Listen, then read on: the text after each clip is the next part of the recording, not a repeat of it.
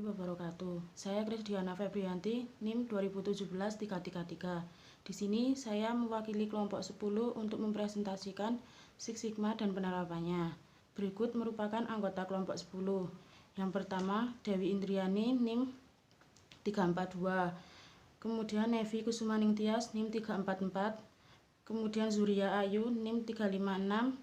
Dan Cynthia Elisa, NIM 382. Sigma, menurut Miranda, tahun 2002 adalah sebuah tujuan yang berusaha untuk mendekati kesempurnaan guna memenuhi keperluan para konsumennya. Akan tetapi, ada juga orang yang mengklaim bahwa Six Sigma adalah upaya untuk mengubah pola pikir perusahaan agar dapat mencapai keperluan para konsumennya. Keuntungan dan persaingan yang jauh lebih baik. Inti dari pemahaman di atas merupakan pengukuran tujuan atau transformasi semangat perusahaan. Kemudian menurut Hidayat tahun 2007 merupakan sebuah metode bisnis yang bertujuan untuk meningkatkan nilai-nilai kompetisi dari berbagai macam kegiatan proses bisnis.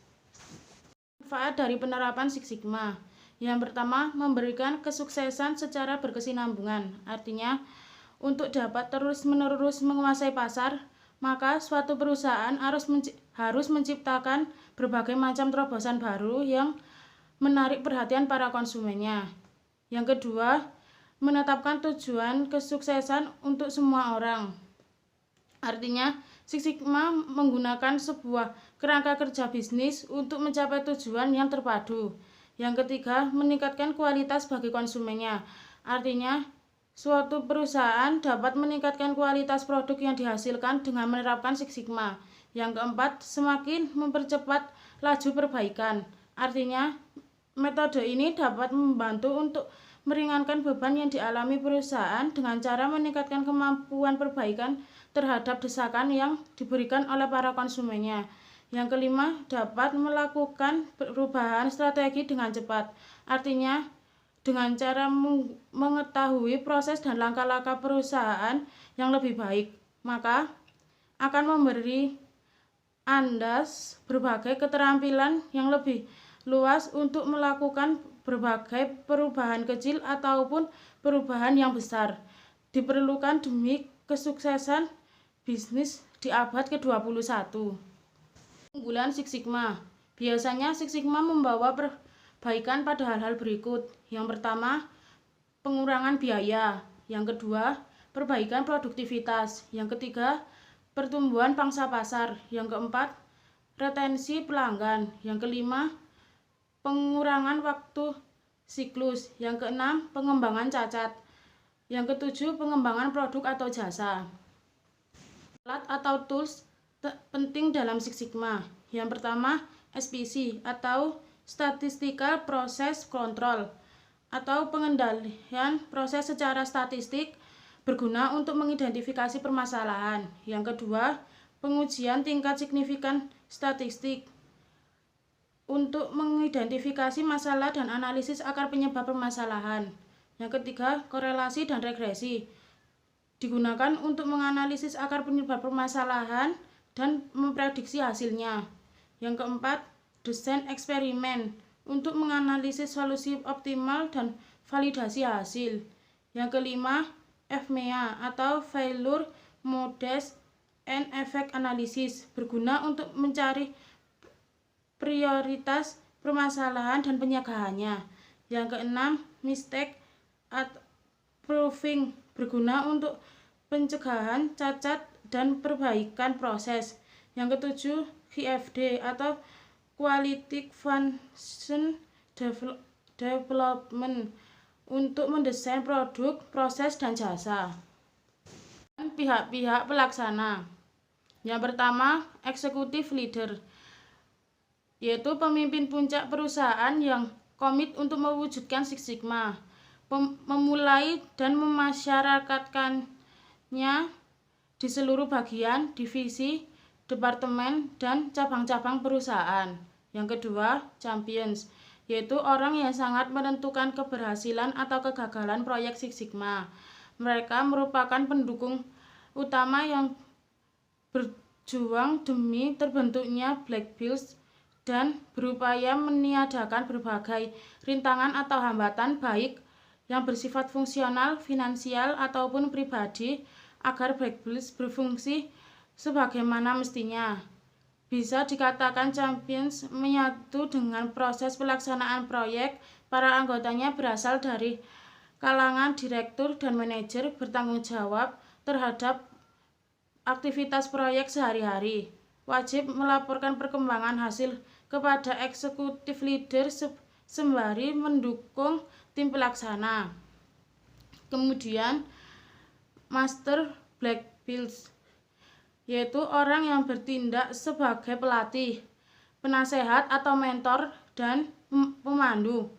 Master Black Bills adalah orang yang sangat menguasai alat-alat dan taktik Six Sigma dan merupakan sumber daya yang secara teknis sangat berharga. Mereka memusatkan seluruh perhatian dan kemampuannya pada penyempurnaan proses. Aspek-aspek kunci dari penerapan Master Black Bills terletak pada kepiawaiannya untuk memfasilitasi penyelesaian masalah tanpa mengambil alih proyek atau tugas atau pekerjaan. Kemudian Black Bills dipandang sebagai tulang punggung budaya dari pusat keberhasilan Six Sigma, mengingat mereka adalah orang yang memimpin proyek perbaikan kinerja perusahaan, dilatih untuk menemukan masalah, penyebab beserta penyelesaiannya, bertugas mengubah teori ke dalam tindakan, wajib memilah-milah data, opini dengan fakta, dan secara kuantitatif menunjukkan faktor-faktor potensial yang menimbulkan masalah produktivitas serta profitabilitas, bertanggung jawab mewujudkan Six Sigma. Kemudian Green Bills, yaitu adalah orang yang membantu Black Bills di wilayah fungsional. Pada umumnya, Green Bills bertugas secara paruh waktu di bidang yang terbatas, mengaplikasikan alat-alat Six Sigma untuk menguji dan menyelesaikan problema kronis, mengumpulkan atau menganalisis data, dan melaksanakan percobaan menanamkan budaya Six Sigma. Kemudian tahap-tahap Six Sigma. Yang pertama, Define.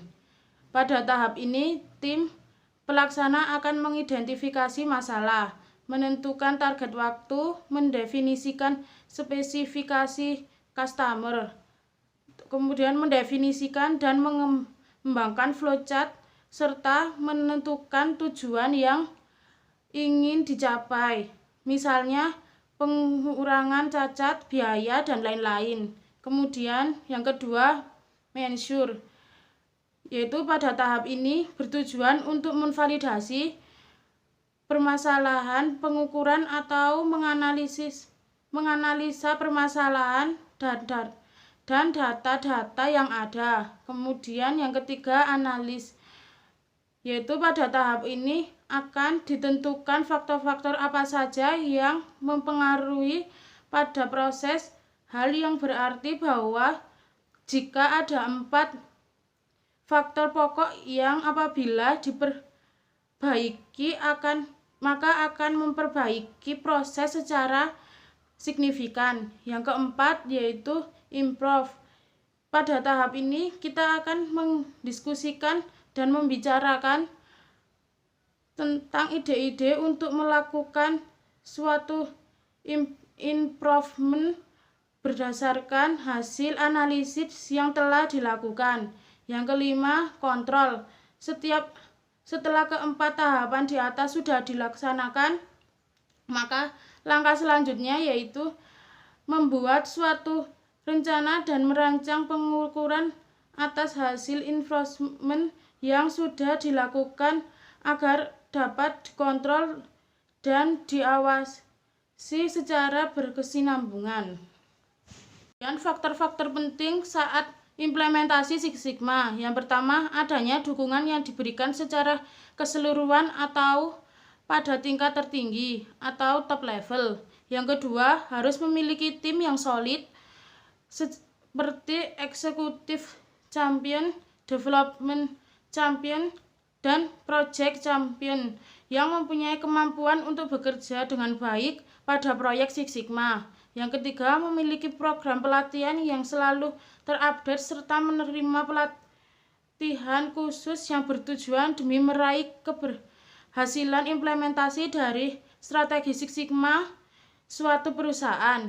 Yang keempat, adanya penggunaan berbasis cacat per juta peluang terhadap alat yang masih baru karena berhubungan erat dengan critical to quality, di mana pengukuran disesuaikan pada persepsi konsumen serta dibandingkan dengan seluruh unit bisnis yang dalam suatu perusahaan. Sekian dan terima kasih.